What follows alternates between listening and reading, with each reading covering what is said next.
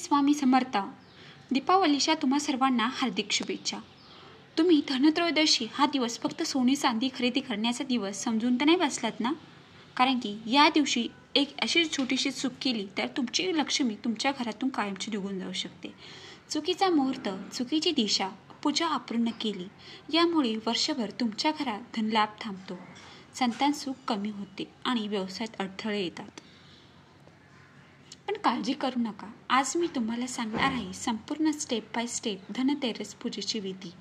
लोक अशा काही चुका करतात, त्या चुका कोणत्या आणि काही गुप्त असे उपाय आणि फलदायी मंत्र असं.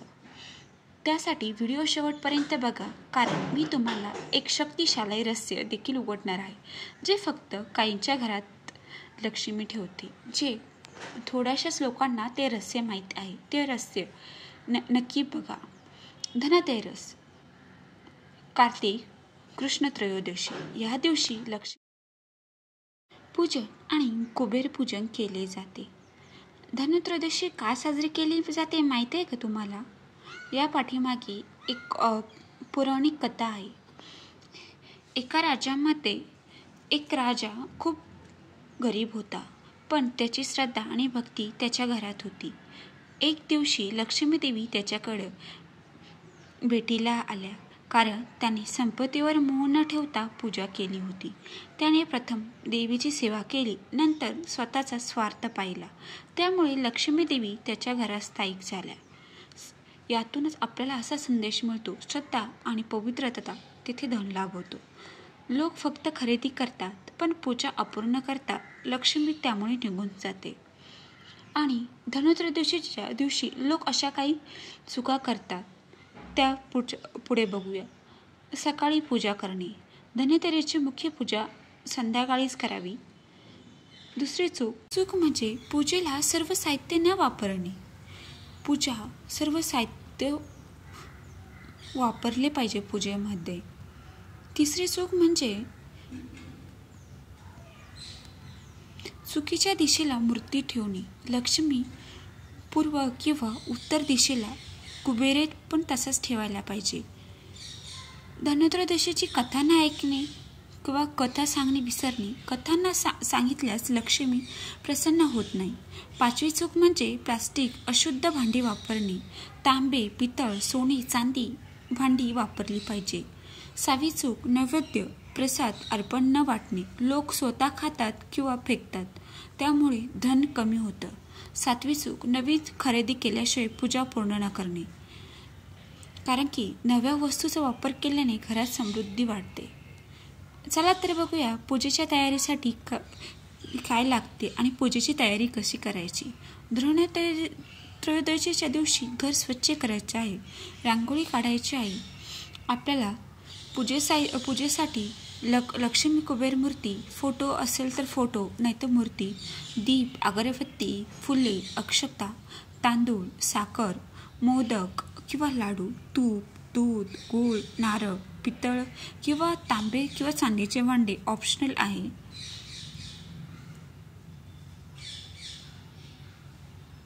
कधी काही लोक धनत्रयोदशीच्या पूजेसाठी आधी सोने किंवा चांदी खरेदी करतात. ती पूजेनंतरच घरात ठेवावी. पूजाची विधी पुढील प्रमाणे. पहिला आपल्याला देवतांना आवाहन करायचं आहे. ओम लक्ष्मी व कुबेराय नमः. त्यानंतर गणपती पूजन करून अडथळे दूर करावेत. त्यानंतर आपल्याला दीप व दिवे लावायचे आहे. तांबे, पितळ दीपातच तूप व तेल सूर्याच्या नंतर लावावे. त्यानंतर आपल्याला मूर्ती किंवा फोटोची स्थापना करायची आहे. लक्ष्मी किंवा कुबेराची मूर्ती पूर्व उत्तर दिशेला स्थापन करायची आहे. त्यानंतर फुले, अक्षता व नैवेद्य अर्पण करायचे आहे. अर्पण करताना आपल्याला दूध, दही, तूप, साखर, मोदक, लाडू अर्पण असे काही अर्पण करू शकतो. त्यानंतर आपल्याला ओम श्री ही महालक्ष्मी भूय नमः 11 किंवा 21 वेळा म्हणायचं आहे. ओम श्री कुबेराय नमः हा सुद्धा मंत्र तसाच म्हणायचा आहे. त्यानंतर आपल्याला कुबेर पूजन करायचे आहे. तांबे, चांदी, सोने ठेवून मंत्र जपा. कुबेराय नमः माझ्या घरात संपत्ती हो असे म्हणायचे आहे. त्यानंतर आपल्याला कथा ऐकायची आहे किंवा आपल्याला सांगायची आहे. पुराण कथा, धनतेरस कथा ऐकल्यास आपल्यावर लक्ष्मी मातेची कृपा अत्याधिक होते असे सांगितले जाते. त्यानंतर आपल्याला आरती करायची आहे. दिवा व घड्याळाच्या दिशेला नंतर उलट दिशेला फिरवायची आहे.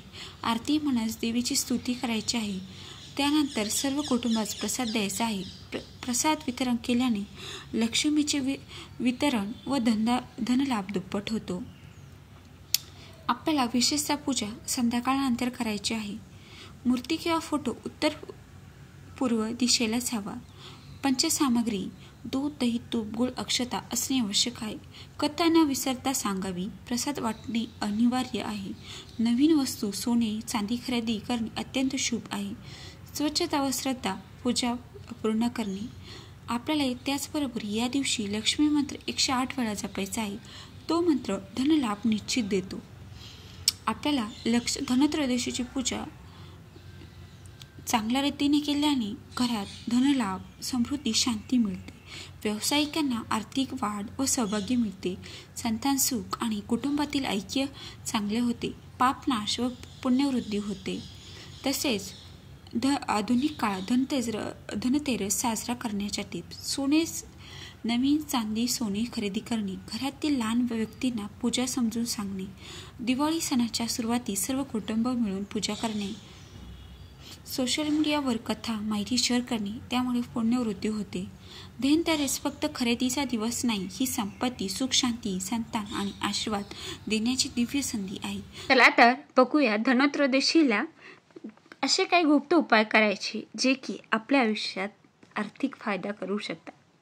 धनत्रयोदशीला 5 रुपयाच्या 5 नोटा, 10 रुपयाच्या 10 नोटा आणि 20 रुपयाच्या 20 नोटाची गट्टी करून ती एका तबकात ठेवून त्यावर हळदी कुंकू व पांढरे फुल वाहून उदबत्ती ओवाळून स्फटिकाच्या माळेवर ओम ताम अवे जातवेद लक्ष्मी गमनी वस्य हिरण्य विदही गमचे पुरुषनाम या मंत्राचा 108 वेळा जप करून ती नोटांची गट्टी नव्या कोऱ्या लाल वस्त्रात गुंडाळून तिजोरीत लॉकरमध्ये कपाटात ठेवावी.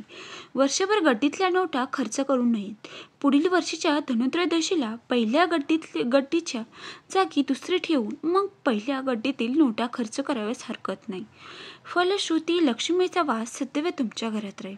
अभिमंत्रित म्हणजे विशिष्ट लक्ष्मीदायक मंत्राने भरलेल्या अक्षता 100 ग्रॅम विकत आणाव्यात. धनत्रयोदशीला सूर्योदयापूर्वी स्नान करून धुतवस्त्र नेसून दर्भासनानंतर पूर्व विश्व बसावे. डाव्या हातात अभिमंत्रित अक्षताचा पाऊच ठेवून ओम नम कमलवासिनी स्वाहा या प्रभावी लक्ष्मी मंत्राचा 108 वेळा स्फटिकाच्या माळेवर जप करावा. नंतर तो अभिमंत्रित केलेला अक्षताचा पाऊच आपल्या तिजोरीत लॉकरमध्ये कपाटात किंवा गल्ल्यात ठेवावा. फलश्रुती तुमच्याकडे लक्ष्मी हात जोडून उभी राहील. अभिमंत्रित म्हणजे भारलेल्या 7 तपकिरी कवड्या विकत आणून त्या धनत्रयोदशीला दिव्या लागणीच्या वेळी चौरंगावर पसरलेल्या तांदळाच्या पालथ्या ठेवाव्यात. मग स्फटिकाच्या माळेवर ओम नमो भगवते ओम ह्रीं ह्रीं ओम पूर्वाय दक्षिणाय पश्चिमाय उत्तराय पूर्वाय सर्वजन वैश्य कुरु कुरु स्वाहा या प्रभावी लक्ष्मी वंशीकरण मंत्राचा स्फटिकाच्या माळेवर 108 वेळा जप करावा. असे सलग 21 दिवस करावे. नंतर पांढऱ्या रेशमी कपड्यात तांदळासह त्या 7 तपकिरी कवड्या बांधून सिलिंग फॅनच्या दांडीला बांधून ठेवाव्यात. फलश्रुती सर्व दिशांनी पैसा तुमच्याकडे येईल. धनत्रयोदशीला मध्यरात्री डाळिंबाची लेखणी अष्टगंधात बुडवून पांढऱ्या शुभ कागदावर ओम श्री ऐश्वर्यलक्ष्मी ही नम या प्रभावी मंत्र लिहावा. नंतर याच मंत्राचा 108 वेळा स्फटिकाच्या माळेवर जप करावा.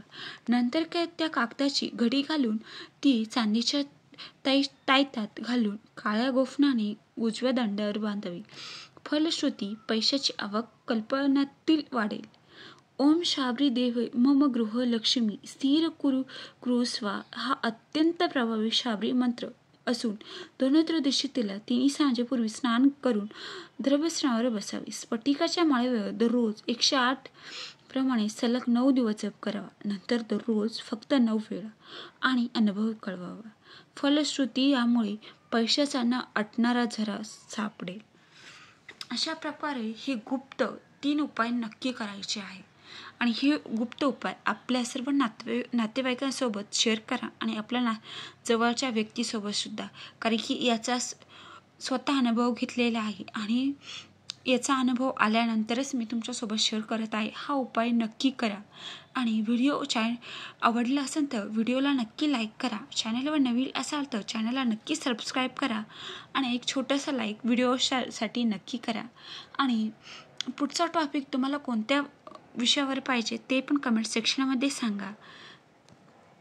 तसेच ह्या आजच्या व्हिडिओबाबत काही सजेशन असतील, तसेच तुम्हाला कोणत्या टॉपिकवर व्हिडिओ बघायला आवडतील ते पण नक्की सांगा. आणि हॅप्पी दिवाळी. काळजी घ्या. भेटूया पुढच्या व्हिडिओमध्ये. तोपर्यंत बाय बाय.